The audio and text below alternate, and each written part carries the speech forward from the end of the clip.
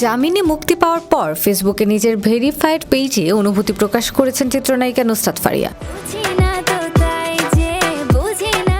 মঙ্গলবার বেলা 3:30টার দিকে কাশিমপুর কেন্দ্রীয় মহিলা কারাগার থেকে মুক্তি পান তিনি। এরপর স্বজনদের সঙ্গে ঢাকার উদ্দেশ্যে যাত্রা করেন।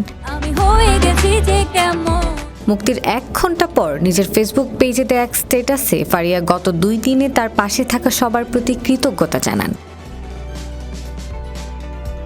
ফেসবুক পোস্টে তিনি লেখেন, জীবনের সবচেয়ে মুমূর্ষ সময় পার করেছি এই 2টা দিন। মানসিকভাবে খুবই ভেঙে পড়েছিলাম, তবে এই সময়টাতে যারা সর্বক্ষণ আমার পাশে ছিলেন সেসব মানুষদেরকে মন থেকে কৃতজ্ঞতা জানাতে চাই।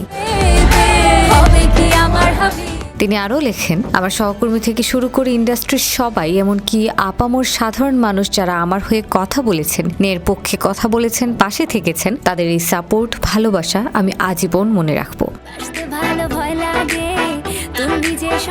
এই অভিনেত্রী আরও লেখেন, আপনারা পাশে না থাকলে হয়তো এত দ্রুত আপনাদের মধ্যে উপস্থিত হতে পারতাম না। গণমাধ্যম কর্মীদের ধন্যবাদ জানিয়ে তিনি লেখেন, তাদের এই সাপোর্টটা ভীষণ দরকার ছিল। আমি সবসময় মনে রাখবো আমার প্রতি আপনাদের ভালোবাসার কথা। উল্লেখ্য, 18 মে ঢাকার হযরত শাহজালাল আন্তর্জাতিক বিমানবন্দর থেকে নুসরাত ফারিয়াকে আটক করা হয়। 2024 সালের বৈষম্য বিরোধী আন্দোলনের সময় রাজধানীর ভাটারা থানাধীন এলাকায় হওয়া একটি হত্যা চেষ্টা মামলায় তাকে গ্রেফতার করা হয়।